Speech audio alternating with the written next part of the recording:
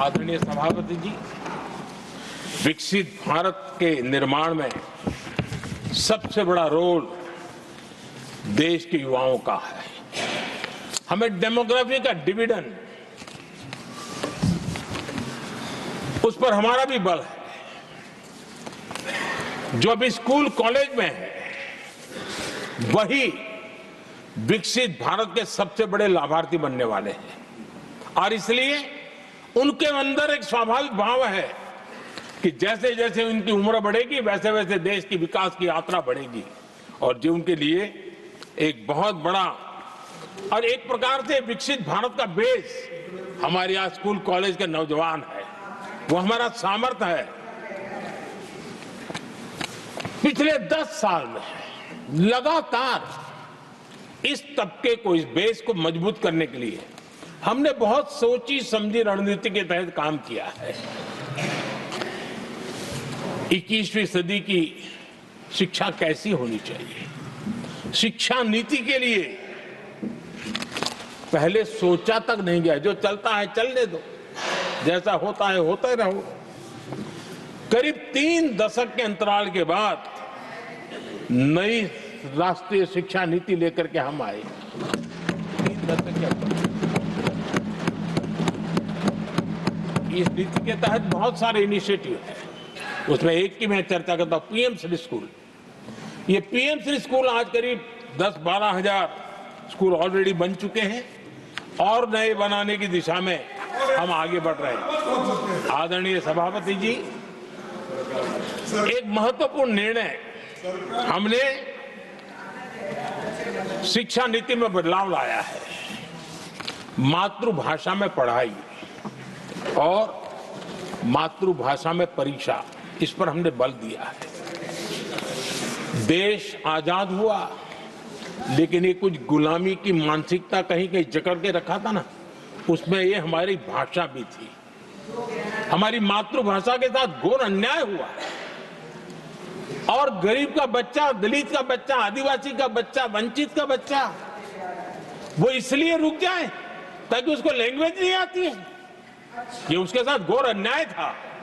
और सबका साथ सबका विकास का मंत्र मुझे चैन से सोने नहीं देता था। और इसमें मैंने कहा कि देश में मातृभाषा में शिक्षा, मातृभाषा में डॉक्टर बने, मातृभाषा में इंजीनियर बने। जिनको अंग्रेजी भाषा पढ़ने नसीब नहीं हुई, उनके सामर्थ्य को हम रोक नहीं सकते। हमने बहुत बड़ा बदलाव किया है और उसके कारण आज गरीब माँ का, विधवा माँ का भी बच्चा आज डॉक्टर इंजीनियर के सपने देखने लगा। आदिवासी युवाओं के लिए एकलव्य मॉडल स्कूलों का हमने विस्तार किया है।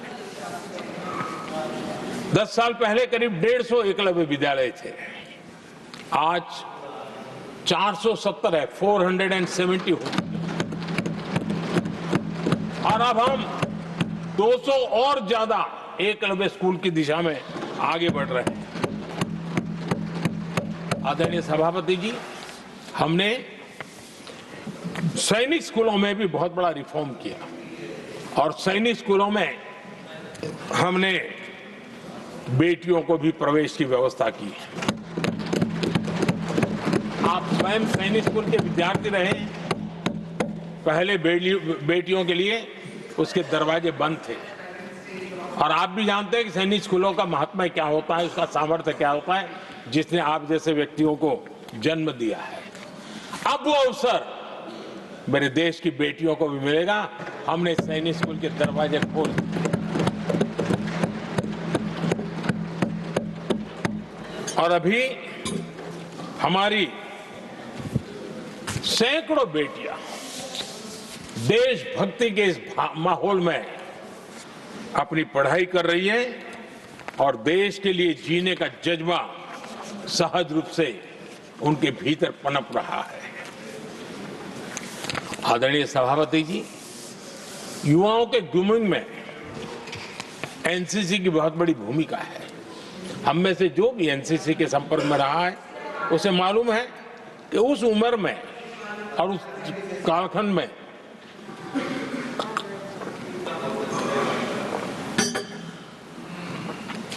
एक बहुत सुनहरा अवसर होता है व्यक्ति के विकास में, सर्वांगीण विकास में, उसको एक एक्सपोजर मिलता है। बीते वर्षों में एनसीसी में अभूतपूर्व विस्तार हुआ है, हमने उसको भी जकड़ करके बैठ गए थे।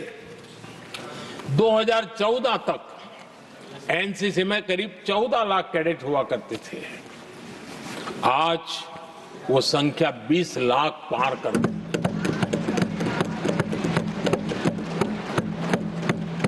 आदरणीय सभापति जी, देश के युवाओं में जो उमंग है, उत्साह है, नया कुछ कर गुजरने की इच्छा है, रूटीन काम से भी हटकर के कुछ करने का उनका इरादा है, ये साफ नजर आता है।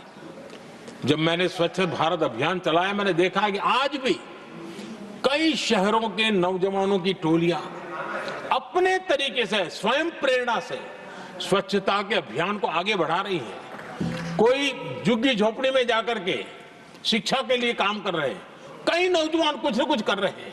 इन सारी बातों को देख करके हमें लगा कि देश के युवाओं को एक अवसर मिलना चाहिए, संगठित रूप से प्रयास होना चाहिए, और इसके लिए हमने माय भारत एक आंदोलन शुरू किया है। मेरा युवा भारत, माय भारत। आज करीब 1.5 करोड़ से ज्यादा युवाओं ने उसमें अपनी रजिस्ट्री करवाई है, और देश के वर्तमान विषयों पर चर्चा करना, मंथन करना, समाज को जागरूक करना, सक्रियता से ये नौजवान अपनी प्रेरणा से कर रहे हैं। उनको स्पून फीडिंग की जरूरत नहीं पड़ रही है, वो अपने सामर्थ्य से अच्छी चीजों को हाथ लगा करके आगे बढ़ रहे हैं। आदरणीय सभापति जी, खेल का क्षेत्र स्पोर्ट्समैन स्पिरिट को जन्म देते हैं, और जिस देश में स्पोर्ट जितना व्यापक होता है, उस देश के अंदर वो स्पिरिट अपने आप पनपता है। खेल प्रतिभा को बल देने के लिए हमने अनेक आयामों पर काम शुरू किया है। खेल के लिए जो इंफ्रास्ट्रक्चर की जरूरत हो, उसके लिए जो फाइनेंशियल सपोर्ट की आवश्यकता हो, उसमें अभूतपूर्व हमने मदद की है, ताकि देश के नौजवानों को एक अवसर मिले। Target Olympic podium scheme, tops, और खेलो इंडिया अभियान हमारे स्पोर्ट्स इकोसिस्टम को पूरी तरह ट्रांसफॉर्म करने की ताकत रखते हैं, और हम अनुभव भी कर रहे हैं। पिछले दिनों 10 साल में जितने भी इंटरनेशनल स्पोर्ट्स इवेंट हुए हैं, भारत ने अपना झंडा गाड़ दिया है, भारत ने अपना सामर्थ्य दिखा दिया है, भारत के नौजवानों ने अपना लोहा बनवा लिया है, और उसमें हमारी बेटियां भी उतना ही दमखम के साथ दुनिया के सामने भारत की ताकत का प्रदर्शन कर रही है। आदरणीय सभापति जी, किसी भी देश को विकासशील से विकसित की जो यात्रा होती है, उसमें जन कल्याण के कामों का अपना महत्व है, लोक कल्याण के कामों का अपना महत्व है, लेकिन इंफ्रास्ट्रक्चर एक बहुत बड़ा कारण होता है, बहुत बड़ी ताकत होता है, और विकासशील से विकसित की यात्रा इंफ्रास्ट्रक्चर से गुजरती है, और हमने इंफ्रास्ट्रक्चर का महत्व को समझा है, और हमने इस पर बल दिया है।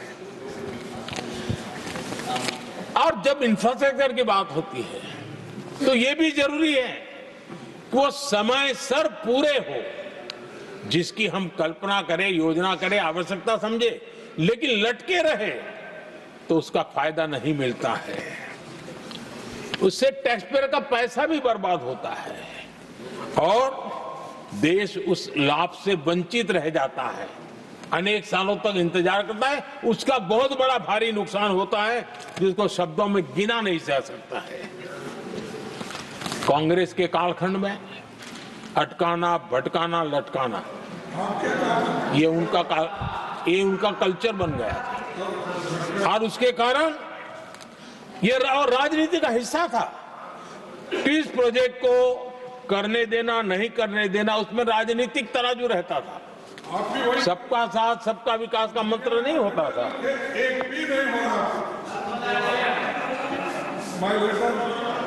इस कांग्रेस कल्चर से मुक्ति पाने के लिए हमने एक प्रगति नाम की व्यवस्था बनाई और नियमित रूप से मैं स्वयं इस प्रगति प्लेटफॉर्म के माध्यम से इंफ्रास्ट्रक्चर का प्रोजेक्ट्स का डिटेल मॉनिटरिंग करता हूं। कभी ड्रोन से भी उस एरिया की वीडियोग्राफी और लाइव इंटरेक्शन करता हूं। काफी मैं उसमें इन्वॉल्व रहता हूं। करीब करीब 19 लाख करोड़ रुपए के ऐसे जो प्रोजेक्ट अटके पड़े हुए थे किसी न किसी कारण से, राज्य और केंद्र का कोऑर्डिनेशन नहीं होगा, एक डिपार्टमेंट का दूसरे डिपार्टमेंट से कोऑर्डिनेशन नहीं होगा, फाइलों में कहीं लटका पड़ा होगा, इन सारी चीजों का रिव्यू करता हूं। और ऑक्सफोर्ड यूनिवर्सिटी ने उस पर अध्ययन किया इस प्रगति के हमारे इनिशिएटिव पर, और बहुत बड़ा उसने अच्छा रिपोर्ट दिया है। और उसमें उसने एक बहुत बड़ा सुझाव दिया है। उसने कहा प्रगति के इनिशिएटिव के बारे में कहा है। उन्होंने कहा प्रगति के अनुभवों से सीखते हुए अन्य विकासशील देशों के पास भी इंफ्रास्ट्रक्चर के विकास में क्रांति लाने का एक मूल्यवान अवसर है। ये प्रगति को सभी डेवलपिंग कंट्रीज के लिए उन्होंने सुझाव दिया।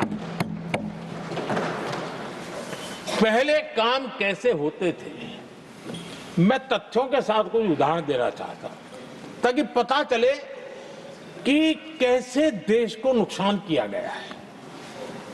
मैं ये नहीं कह रहा हूं हर कुछ एक ही व्यक्ति ने जानबूझ के किया होगा, लेकिन कल्चर डेवलप हो गया और उसका परिणाम हुआ।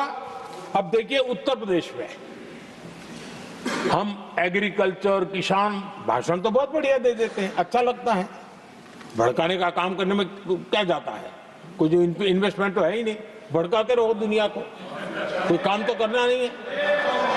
उत्तर प्रदेश में कृषि के लिए एक अहम योजना थी सरयू नहर परियोजना। सरयू नहर परियोजना 1972, सोचिए साहब, 1972 में स्वीकृत हुई थी, 5 दशक तक लटकी रही। 1972 में जिस योजना को सोचा गया, योजना बनी, फाइल पे स्वीकृत हो चुकी, 2021 में हमने आकर के इसको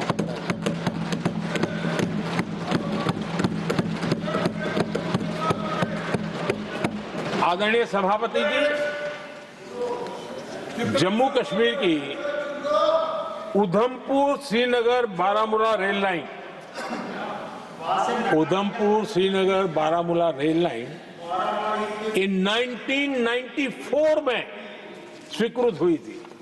1994 में ये रेल लाइन भी बरसों तक लटकी रही।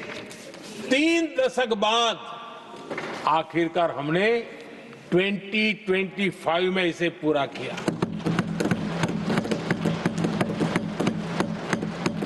आदरणीय सभापति जी, ओडिशा की Haridaspur Paradip rail line, Haridaspur Paradip rail line 1996 में स्वीकृति हुई थी। ये भी बरसों तक अटकी रही और ये भी 2019 में हमारे कार्यकाल में पूरी हुई। आदरणीय सभापति जी, असम का बोगीबिल ब्रिज 1998 में स्वीकृत हुआ था, ये भी हमारी सरकार ने 2018 में पूरा किया। और मैं ऐसे आपको सैकड़ों उदाहरण दे सकता हूं। अटकाना, लटकाना, भटकाना, ये कल्चर कितने देश को बर्बाद किया है, सैकड़ों उदाहरण दे सकता हूं। आप कल्पना कर सकते हैं, कांग्रेस ने अपने कार्यकाल में देश के लिए, देश जिसके लिए हकदार था, जो होने की संभावनाएं भी थी, इस प्रगति का न करते हुए कितनी बर्बादी की है, इसका आप अंदाज लगा सकते हैं। इंफ्रास्ट्रक्चर प्रोजेक्ट्स में सही प्लानिंग और सही एजुकेशन, इसके लिए पीएम गति शक्ति नेशनल मास्टर प्लान बनाया है।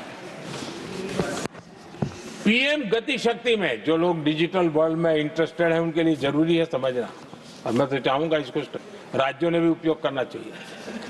पीएम गति शक्ति प्लेटफॉर्म में 1600 डेटा लेयर्स हैं हमारे देश के अलग अलग कामों के, और निर्णय प्रक्रिया को तेज करते हैं, सरल करते हैं, और उसको लागू करने में भी बहुत तेजी से उसको लागू किया जा सकता है। तो आज गति शक्ति प्लेटफॉर्म अपने आप में एक बहुत बड़ा इंफ्रास्ट्रक्चर के काम को गति देने वाला आधार बन गया है। आदरणीय सभापति जी,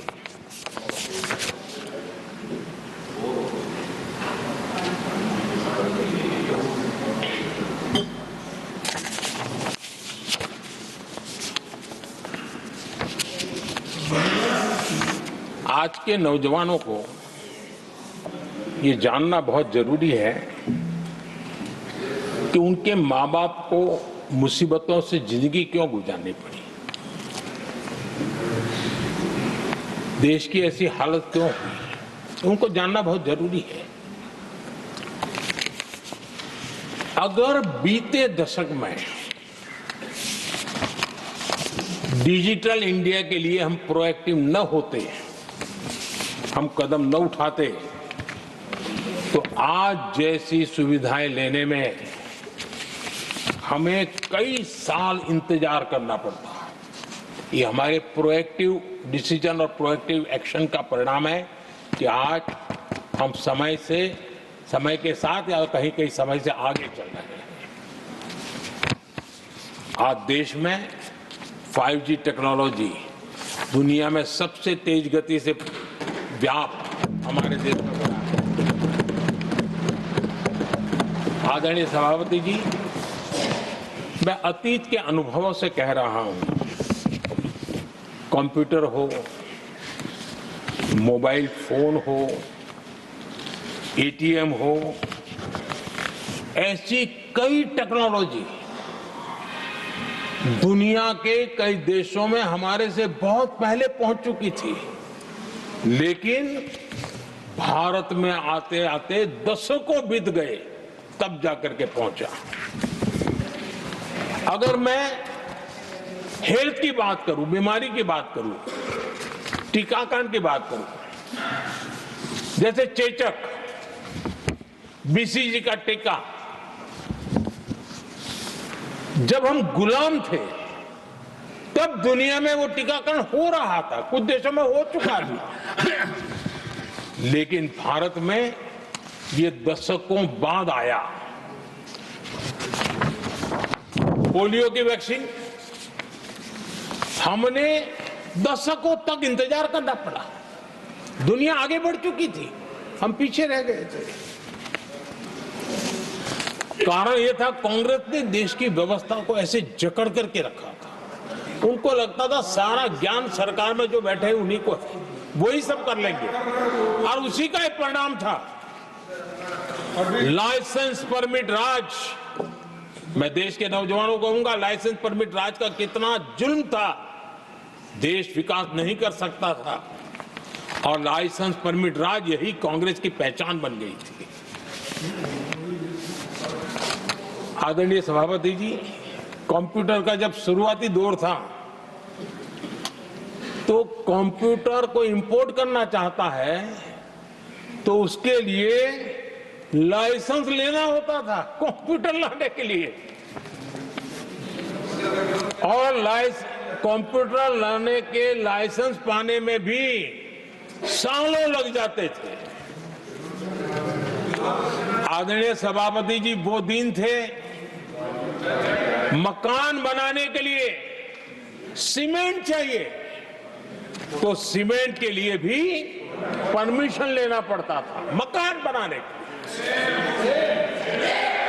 इतना ही नहीं सभापति जी, शादी ब्याह में अगर चीनी की जरूरत हो, चीनी चाय पिलानी हो, तो भी लाइसेंस लेना पड़ता था। मेरे देश के नौजवानों को पता होना। और मैं आजाद भारत की बात कर रहा हूं, मैं अंग्रेजों के कालखंड की बात नहीं कर रहा हूं, कांग्रेस के कालखंड की बात कर रहा हूं। और कांग्रेस के एक पूर्व वित्त मंत्री, जो अपने आप को बहुत ज्ञानी मानते हैं, उन्होंने माना था कि लाइसेंस परमिट के बिना कोई काम होते नहीं है, सारे काम लाइसेंस परमिट के रास्ते से ही गुजरते हैं। और उन्होंने ये भी कहा था कि लाइसेंस परमिट बिना रिश्वत को नहीं होता है। मैं कांग्रेस के वित्त मंत्री ने जो कहा वो कह रहा हूं, बिना रिश्वत को नहीं होता है। अब कोई बहुत आसानी से समझ सकता है, उस जमाने में रिश्वत मतलब हाथ की सफाई कौन करता था भाई? ये कौन पंजा था? वो पैसा कहां जाता था? देश का नौजवान भली भांति समझ सकता है। यही इस सदन में कांग्रेस के एक माननीय सदस्य हैं, मौजूद है, जिनके पिताजी के पास खुद के पैसे थे, खुद के पैसे थे, किसी से लेना नहीं था, और कार खरीदना चाहते थे। यहां मौजूद एक एमपी है कांग्रेस के, उनके पिताजी खुद के पैसे से कार खरीदना चाहते थे। 15 साल तक उनको कार के लिए इंतजार करना पड़ा था कांग्रेस के राज में।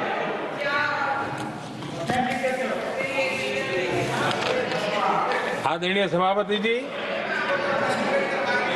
हम सब जानते हैं, स्कूटर लेना हो तो बुकिंग करवा के पैसा देना, 8-8, 10-10 साल एक स्कूटर खरीदने में लग जाता था।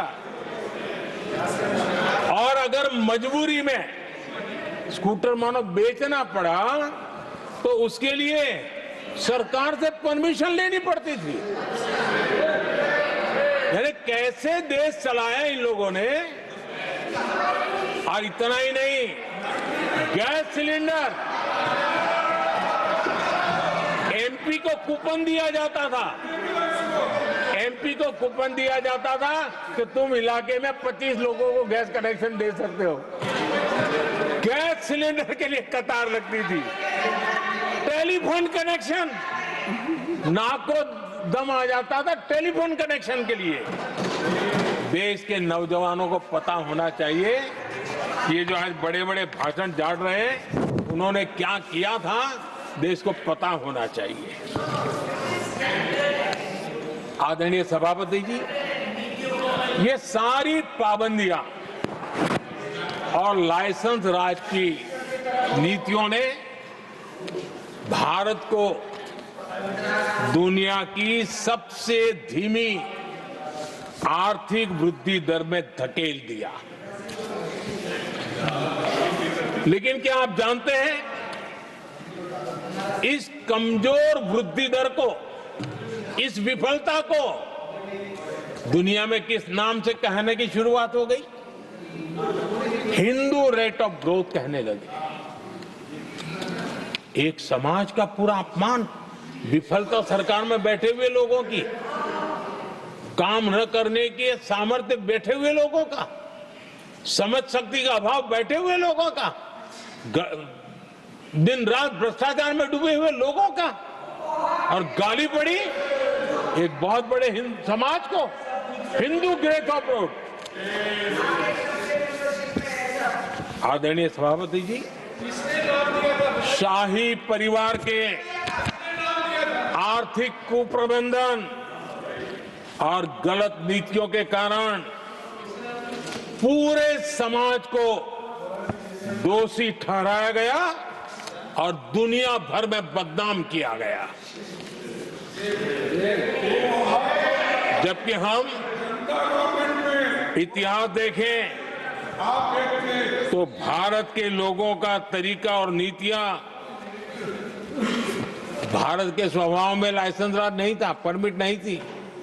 भारत के लोग सदियों से, हजारों साल से खुले में विश्वास करते थे और हम उन समुदाय में सबसे पहले थे जो दुनिया भर में मुक्त व्यापार, फ्री ट्रेड, उसमें मेहनत करते थे, काम करते थे। सदियों पहले भारतीय व्यापारी दूर दराज के देशों तक व्यापार करने के लिए जाते थे, कोई बंधन नहीं थे, कोई रुकावटें नहीं थे। ये हमारी प्रकृति की संस्कृति थी, हमने उसको तबाह करके रख दिया। आज जब पूरी दुनिया भारत की आर्थिक क्षमता को पहचानने लगी है, आज दुनिया तेज गति से आगे बढ़ने वाले देश के रूप में देख रही है, तो आज दुनिया भारत रेट ऑफ ग्रोथ दुनिया देख रही है और हर भारतीय को इसका गौरव है। और हम अपनी अर्थव्यवस्था का विस्तार कर रहे हैं।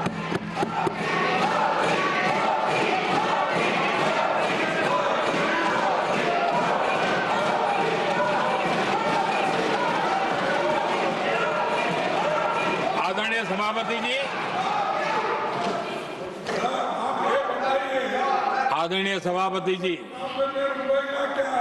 कांग्रेस के पंजे से मुक्त होकर आप देश चैन की सांस ले रहा है और ऊंची उड़ान भी भर रहा है।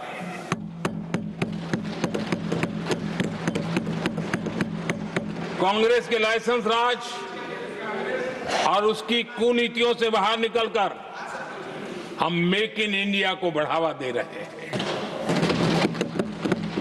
भारत में मैन्युफैक्चरिंग बढ़ाने के लिए हमने पीएलआई स्कीम शुरू की, एफडीआई से जुड़े रिफॉर्म्स किए।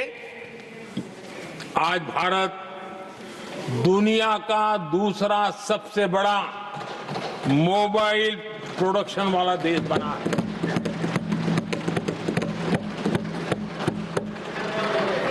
पहले हम ज्यादातर फोन बाहर से इंपोर्ट कर रहे थे, अब हमारी पहचान एक मोबाइल एक्सपोर्टर के रूप में बनी है।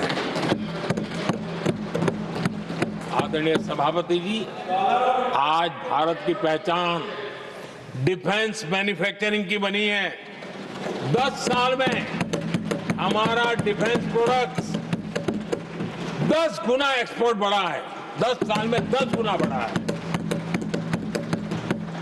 आदरणीय सभापति जी, भारत में सोलर मॉड्यूल मैन्युफैक्चरिंग भी 10 गुना बढ़ गए हैं।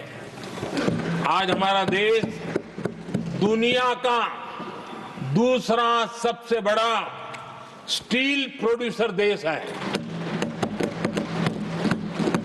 10 सालों में हमारा मशीनरी और इलेक्ट्रॉनिक एक्सपोर्ट तेजी से आगे बढ़ा है।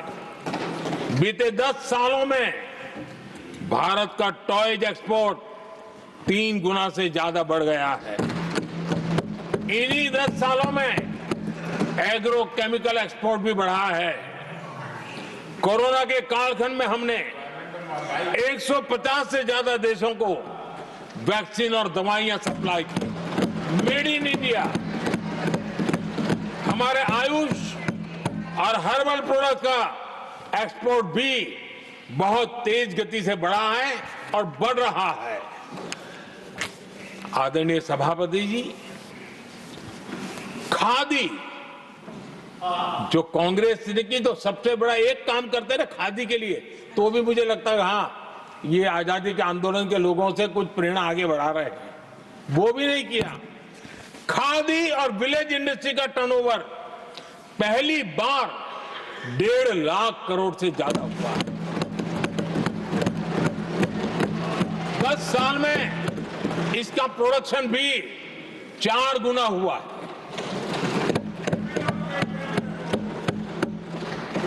इस सारी मैन्युफैक्चरिंग का बहुत बड़ा लाभ हमारे एमएसएमई सेक्टर को मिला है। इससे देश में बड़ी संख्या में रोजगार के अवसर तैयार हुए हैं। आदरणीय सभापति जी, हम सभी जनता के प्रतिनिधि हैं। हम जनता जनार्दन के सेवक हैं। जनप्रतिनिधि के लिए देश और समाज का मिशन ही सब कुछ होता है और सेवा व्रत लेकर के ही जनप्रतिनिधियों के लिए काम करना उनका दायित्व होता है। आदरणीय सभापति जी, देश की हम सभी से अपेक्षा है कि हम विकसित भारत को आत्मसात करने के लिए कोई कमी हमारी तरफ से नहीं रहनी चाहिए। हम सबका सामूहिक दायित्व होना चाहिए। ये देश का संकल्प है। ये किसी सरकार का संकल्प नहीं है, किसी व्यक्ति का संकल्प नहीं है, 140 करोड़ देशवासियों का संकल्प है। और सभापति जी, मेरे शब्द लिख करके रखिए, जो लोग विकसित भारत के संकल्प से अपना को अछूता रखेंगे, देश उनको अछूता कर देगी। हर किसी को जुड़ना पड़ेगा। अब बच करके नहीं रह सकते, क्योंकि भारत का मिडिल क्लास, भारत का नौजवान पूरी ताकत के साथ देश को आगे बढ़ाने में जुट चुका है। और इसलिए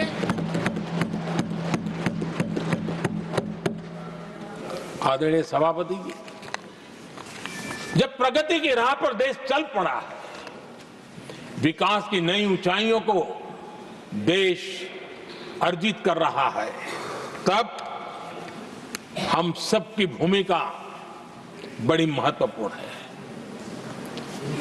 सरकारों में विरोध होना लोकतंत्र का स्वभाव है, नीतियों का विरोध होना लोकतंत्र का जिम्मेवारी भी है, लेकिन घोर विरोधवाद, घोर निराशावाद और अपनी लकीर लंबी नहीं करनी, दूसरी लकीर को छोटा करने की कोशिश है विकसित भारत में रुकावट बन सकती है।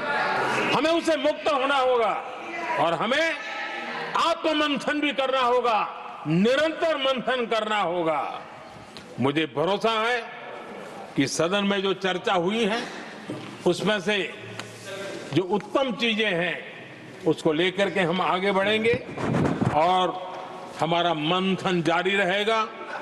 हमें निरंतर ऊर्जा राष्ट्रपति जी के उद्बोधन से मिलती रहेगी।